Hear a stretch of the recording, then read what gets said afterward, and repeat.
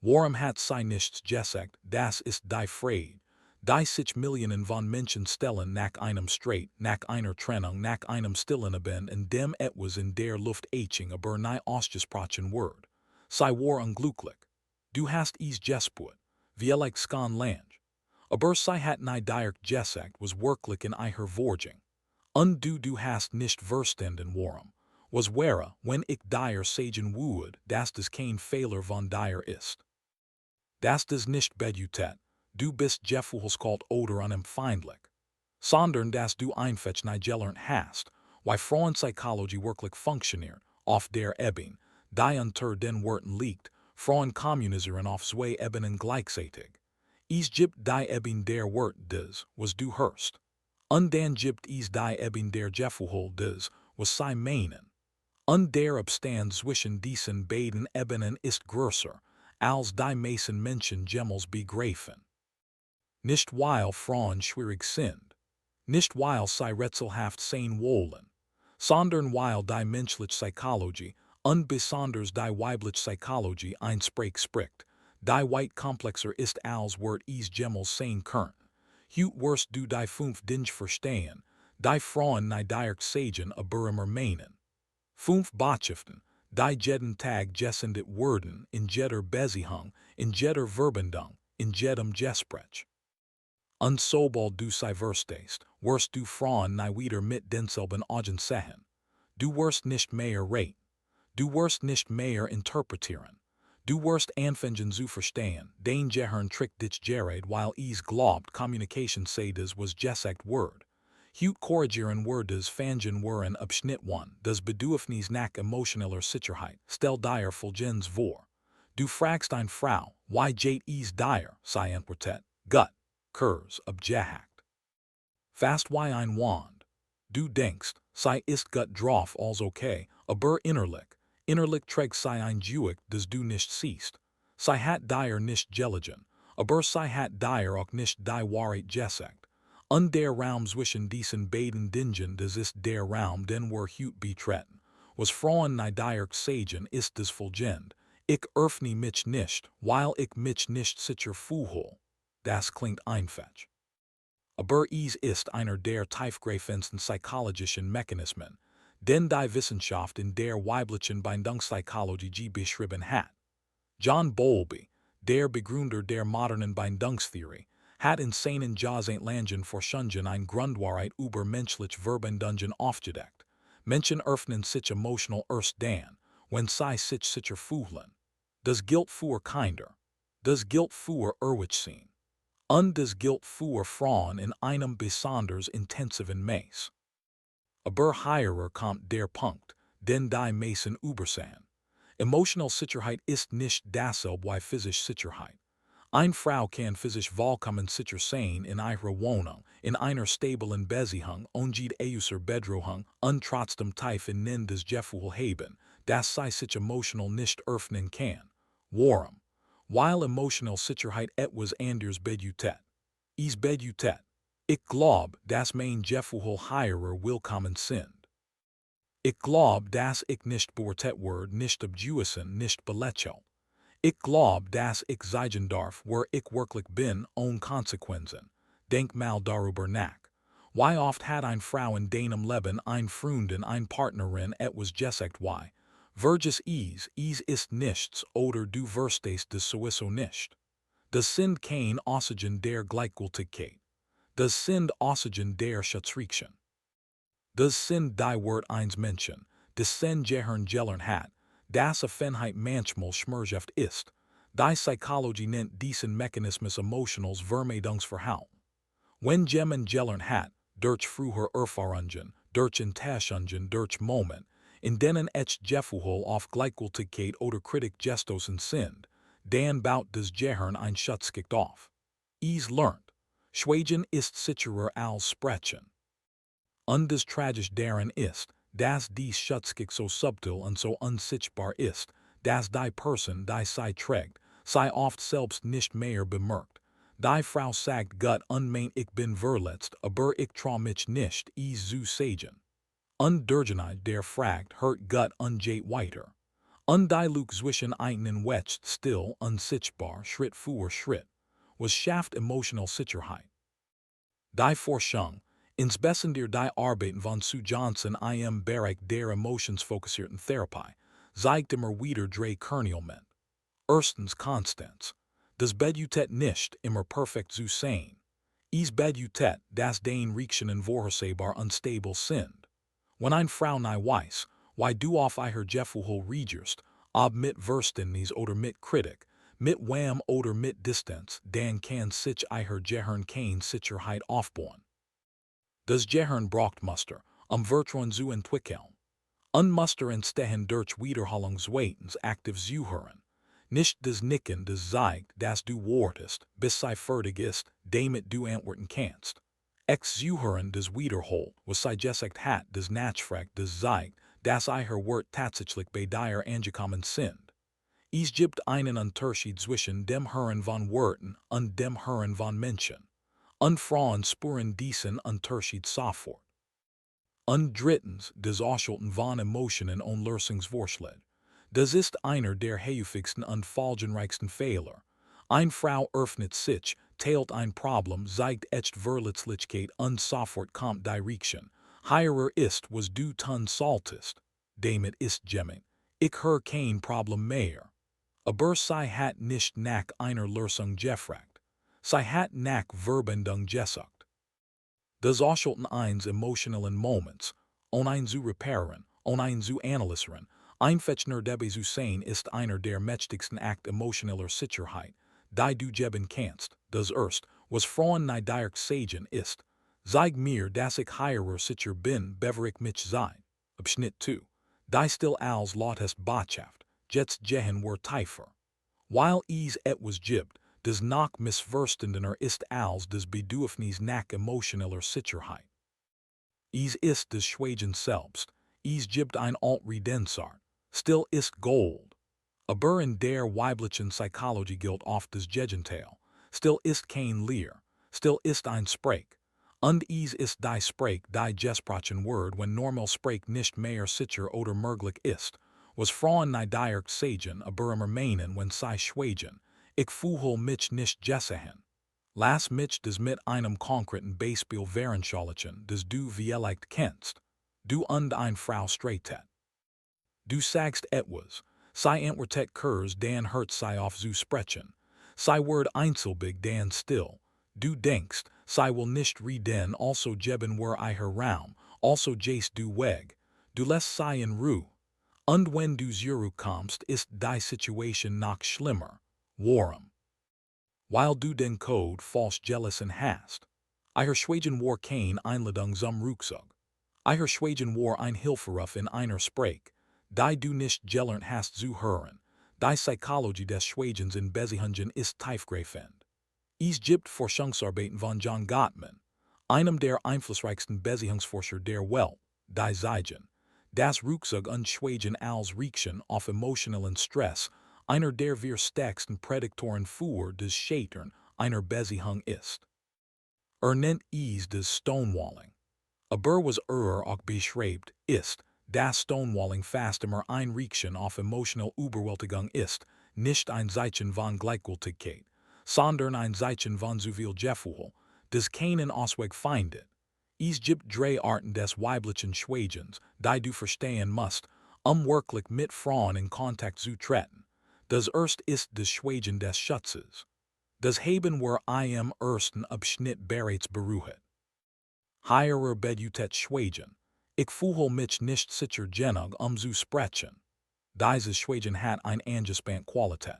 Die Frau sieht sich körperlich zurück, vermeidet Blickkontakt, antwortet einsilbig auf neutral Fragen, aber reagiert nicht auf die tieferen.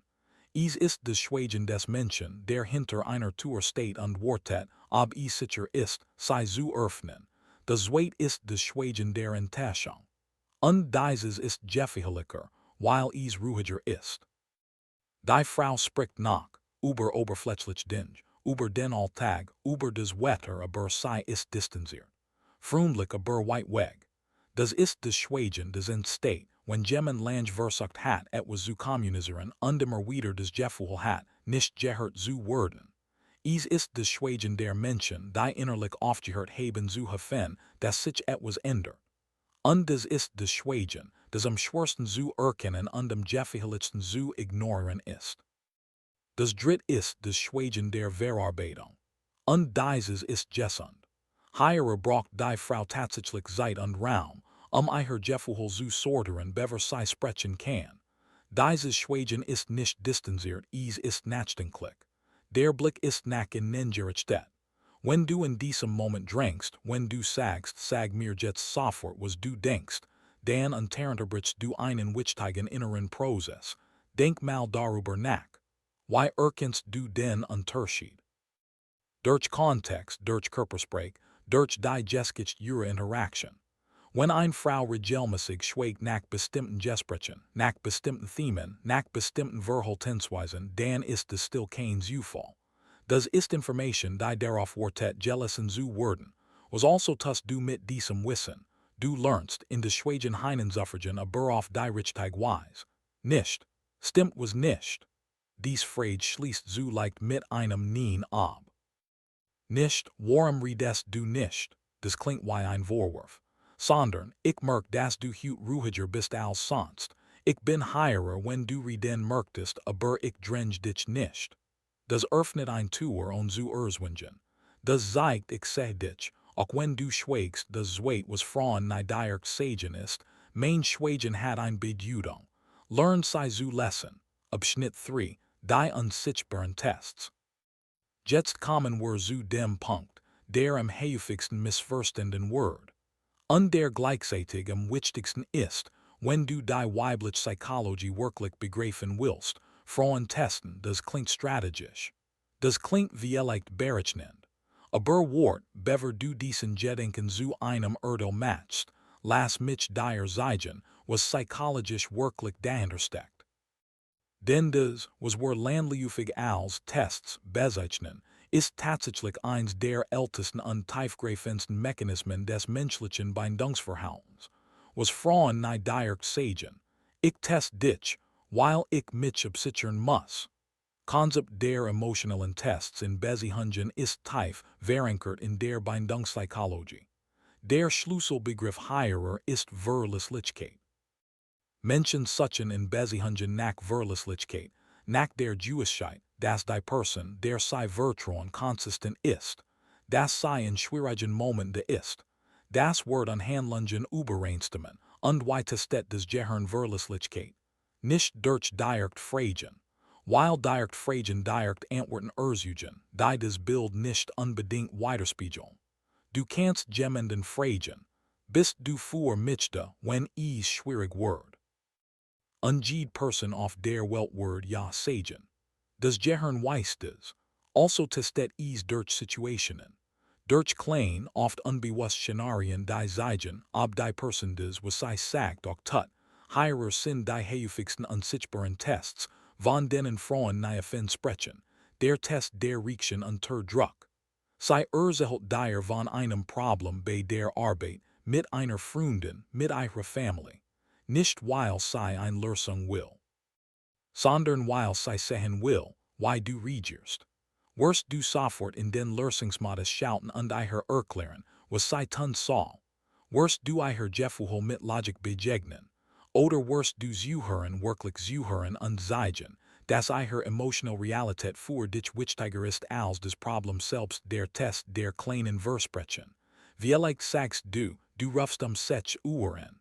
Und dann rufst du nicht an. Oder du rufst nun an. Und sie macht kein groß Drama daraus. Aber ihr Gehirn hat es registriert. Nicht bewusst, nicht mit Kalkül, sondern als das, was es ist, ein Datenpunkt. Jedes Geberchen kleines Usage, jedes ich melde mich ohne Meldung, jedes ich kümmere mich darum ohne Handlung, das alles fließt in ein unbewusstes Bild von dir ein, das Überwatchen und Monat entsteht. Der Test der Aufmerksamkeit. Sie erwähnt beiläufig etwas ein Datum, das ihr wichtig ist, ein Problem, das sie beschäftigt, ein Wunsch, den sie schon lange hat. Wochenlang passiert nichts. Dann in einem anderen Gespräch kommt dieses Detail wieder auf. Und sie bemerkt, ob du dich erinnerst. Das ist kein Gedächtnis. Das ist ein Aufmerksamkeitstest. Die Frage dahinter lautet, bin ich dir wichtig genug, dass du zuhörst, auch wenn ich nicht ausdrücklich sage, bit merk dir das, und dann gibt es den komplexesten Test von allen, den Test der Bedürfnis. Sie formuliert einen Bedarf nicht direkt. Sie sagt nicht, ich brauch mehr ne. Sie sagt vielleicht wir verbringen nicht mehr so viel Zeit zusammen wie früher. Das ist kein Vorwurf. Das ist eine Einladung. Die Frage ist, nimmst du die Einladung an? Regerst du auf das, was hinter den Worten liegt? Oder regerst du nur auf die Wort selbst und sagst, du hast recht, wir sollten das ändern, und änderst dann nichts. Die Wissenschaft hinter diesen Tests ist beschrieben in der Forschung von Jeffrey Simpson und William Rawls zur Bindungstheorie. Sie fanden heraus, dass Menschen, die in der Vergangenheit Enttäuschungen und Beziehungen erlebt haben, Menschen mit unsicherer Bindung, besonders häufig in direkt Tests nutzen. Die Verlässlichkeit einer neuen Bindung zu überprüfen. Weil direkt bit risken ist, weil Ablehnung schmerzt, weil ein unsichtbarer Test auch ein Scheitern unsichtbar lässt, denk mal darüber nach. Das ist kein Manipulation. Das ist Selbstschutz in seiner reinsten Form ein Gehirn, das gelernt hat, das Verletzlichkeit manchmal bedeutet, verletzt zu werden. Und das sich daher einen anderen Weg sucht, die Wahrheit über einen Menschen herauszufinden. Was machst du mit diesem Wissen? Du lernst die Tests nicht als Prüfung zu verstehen, sondern als Bedürfnis. Wenn sie nach einem Gebrechen Versprechen still word ist es kein Drama. Das ist Information, dieses Bedürfnis nach Verlässlichkeit ist noch nicht erfüllt. Und du weißt jetzt, was du ändern musst, das dritt was Frauen nicht direkt sagen ist. Ich test nicht, dich zu manipulieren. Ich test, weil ich Sicherheit brauch. Abschnitt 4. Der Abstand zwischen Worten und Gefühlen. Wir sind jetzt in einem der faszinierendsten Punkt angelangt. Einem Punkt, der nicht nur für das Verständnis von Frauen relevant ist, sondern für das Verständnis der menschlichen Kommunikation als Ganzes. Es gibt ein Lug. Ein systematisch, universell Lug zwischen dem, was Menschen sagen und dem, was sie fühlen. Und dies Lug ist in der weiblichen Psychologie aus einer Kombination aus biologischen, sozialen und kulturellen Gründen besonders tief. Was Frauen nicht direkt sagen. Mein Wort sind der kleinste Teil von dem, was ich dir mitteilen will. Albert Mehrabian, ein amerikanischer Psychologe, führte in den 1960er Jahren Studien zur menschlichen Kommunikation durch, deren Ergebnis bis heute zitiert wurden. Communication besteht zu 7 Prosen aus Worten, zu 38 Prosen aus Tonfall und Stimmfarbe, und zu 55 Prosen aus Körpersprache und nonverbalen Signalen. Dies sollen sind in ihrer absoluten Form Fakt, aber sie zeigen etwas Grundlegendes. Wort sind ein winziger Bruchteil der tatsächlichen Kommunikation. Wenn eine Frau, es ist alles gut, sagt, aber mit einem Tonfall, der flach und leblos ist, mit einer Körpersprache, die sich zusammenzieht, mit einem Blick, der Agenda und der Vorbegeht dann kommuniziert sie 90% von dem, was sie meint ohne Wort. Und wenn du nur auf die 7% reagierst auf okay, dann ist ja alles gut. Dann hast du die eigentlich Nachricht vollständig verpasst. Warum passiert das? Warum sagen Frauen nicht einfach, was sie meinen? Die Antwort liegt tief in der Sozialisierung. Forschungen in der Sozialpsychologie, unter anderem von Carol Gilligan in ihrer bahnbrechenden Arbeit über die moralische Entwicklung von Mädchen und Frauen zeigen, dass Mädchen bereits früh lernen, ihr Bedürfnis zu minimieren, ihr Gefühl zu verpacken, ihr Wahrheit zu dämpfen, Harmonie zu bewahren und als angenehm zu gelten. Das ist kein weiblicher Defekt. Das ist das Ergebnis einer Sozialisation, die direkten Ausdruck von Bedürfnissen oft negativ bewertet hat.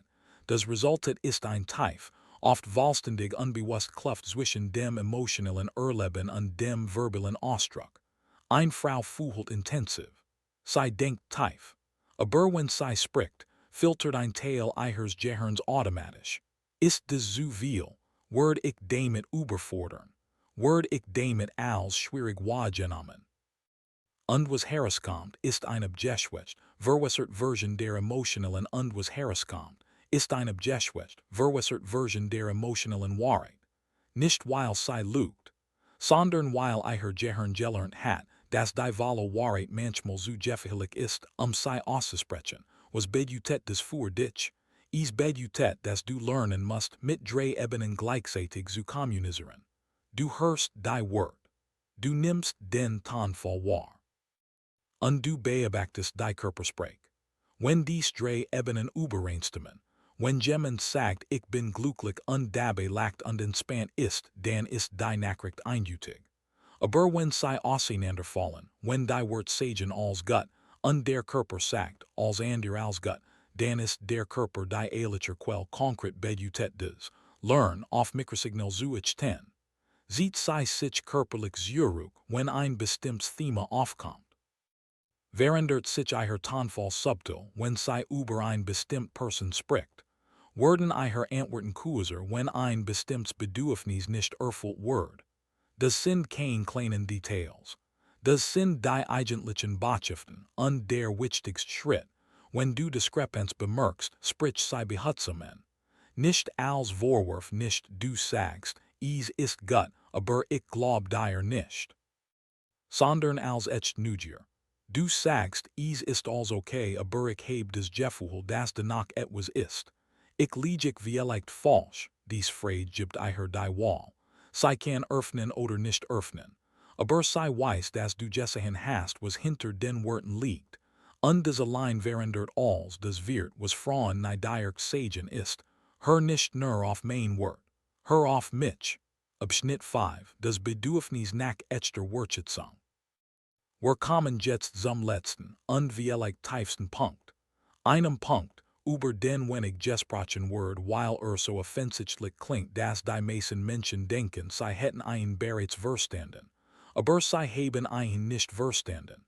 Zumindest nicht in seiner Wahlen tief, was Frauen direkt sagen, ich brauch nicht dein Lob, ich brauch das Gefühl, dass du mich wirklich siehst. Das klingt ähnlich. Aber es ist fundamental anders. Und dieser Unterschied ist einer der am häufigsten übersehenen Grund, warum Beziehungen trotz allem Bemühen auseinanderfallen. Lob und echt Wertschätzung sind nicht dasselbe. Lob ist, du siehst gut toll aus. Echt Wertschätzung ist, ich habe bemerkt, wie viel Energie du in das Projekt gesteckt hast und ich sehe, wie erschöpft du danach warst. Das hat mich wirklich beeindruckt. Lob ist ein Aussage über die Oberfläche. Echt Wertschätzung ist ein Aussage darüber, dass du die Person darunter wahrgenommen hast. Die Psychologie dahinter ist detailliert erforscht. Dr. Gary Chapman beschreibt in seiner Theorie der 5 Liebessprachen, dass für viele Menschen, und besonders für Frauen mit bestimmten Bindungsmustern, das Erleben von echter Wertschätzung über Words of Affirmation hinausgeht. Es geht das Erleben von Sichtbarkeit. Das Gegenteil von Sichtbarkeit ist nicht Kritik. Das Gegenteil von Sichtbarkeit ist Unsichtbarkeit, das Gefühl, im selben Raum zu sein wie jemand und trotzdem nicht wirklich gesehen zu werden.